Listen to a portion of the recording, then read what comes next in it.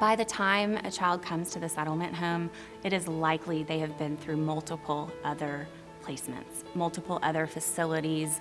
They've learned not to trust grown-ups. When you really understand what some of these girls have gone through, it can be really sad. But instead of focusing on that, I feel like focusing on how can we make it better?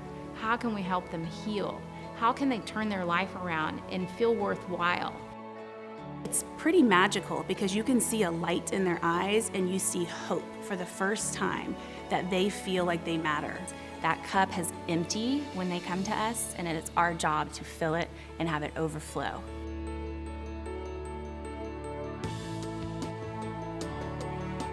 Our programs and services are set up to meet the needs of the individual. Everyone can start at a different place. We have residential treatment center, group home program, and we have a transitional living program for young women aged 18 to 21, aftercare services for any child that ever lived at the settlement home. We also have a charter school on campus that's run by the University of Texas. And then the next step could be a foster and adoption program where they get to be matched with a family that might become their forever family. Or it could be a foster family where they get to practice living in a family setting. Within all of these programs, our youth are able to remain in one setting where they feel safe and they have trust and connections with people, and we are able to meet their needs wherever they are on that continuum. And that's pretty special and amazing that we do here at Settlement Home. I feel like we've set the standard for foster care that other organizations come and they tour our home to see what is it they're doing there, because they're doing something right.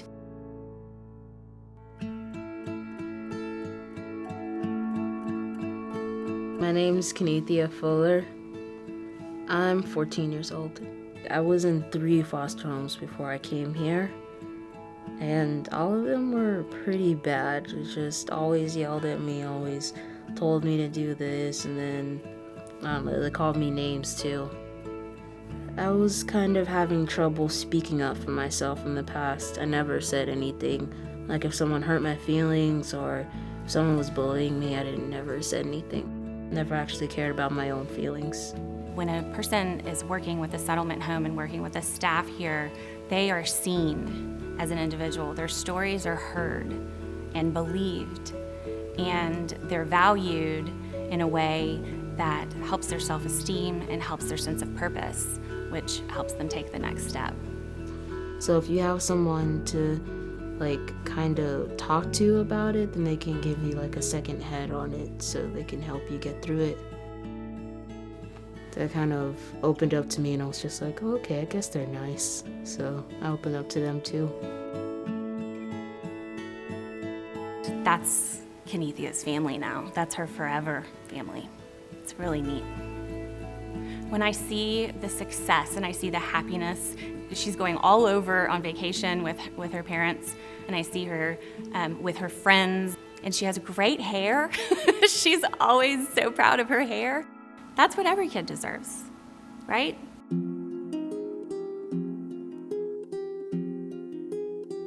My name's Priscilla Mejorado. I'm 18. Oh, no, that's a lie. I'm 19.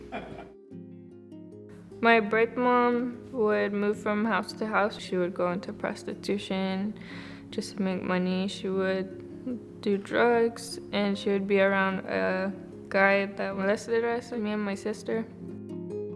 She had such little hope in life. She's such an amazing person. When she smiles, she can light up a room. I had a therapist named Jessica McKay. Her warm voice made me feel like she was motherly. She just told me how much potential I had, and that she saw in my eyes that I was gonna do great things, and she motivated me.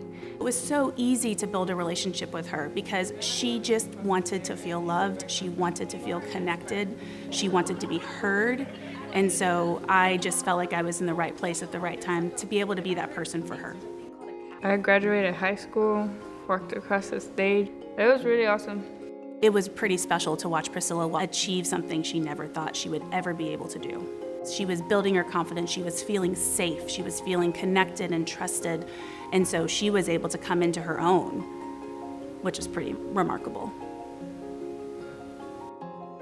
I work at a hotel called the Courtyard. Mondays and Wednesdays I go to ACC. It's giving me more motivation to be self-independent and realize what's coming when I move out of the apartments. You get to experience lots of aspects of their life where the connection can become so real and so strong that it's hard to just say goodbye when it's time for them to transition to the next phase. I'll always remember the settlement home. Pretty much raised me to become mature and an adult, and you helped me get out of the dark place I was in. It was my great escape.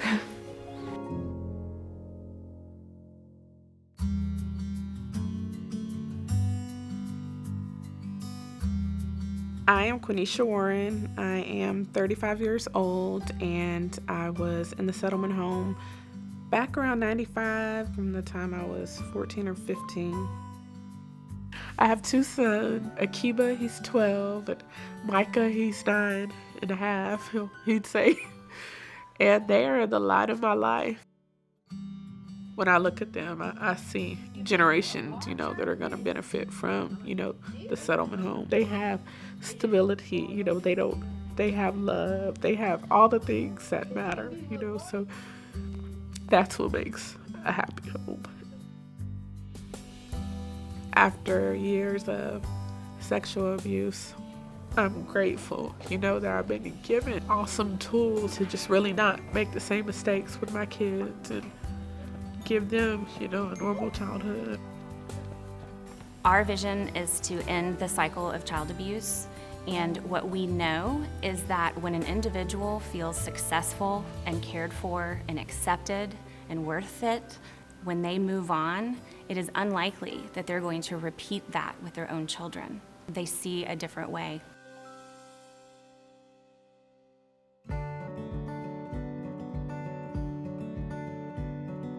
We're parents to 7 amazing kids.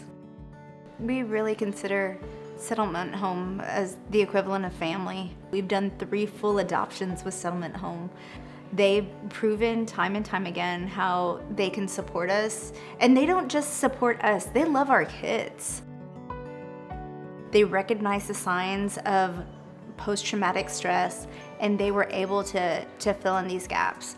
I think someone was coming to our house weekly, and I would go there for the kids' therapies weekly as well. And so they really, really surrounded us, and it was a wonderful thing. Yeah, when you first come into adoption, I think you have this idea of, wow, I'm gonna go do something great. I'm gonna adopt, and we're gonna build a family, and it's gonna be awesome. And that's the right attitude to have. But just as you're going to provide a blessing to the kids, they're going to provide a blessing to you, well beyond what you were probably ever expecting. Adoption is a humbling privilege. It really is.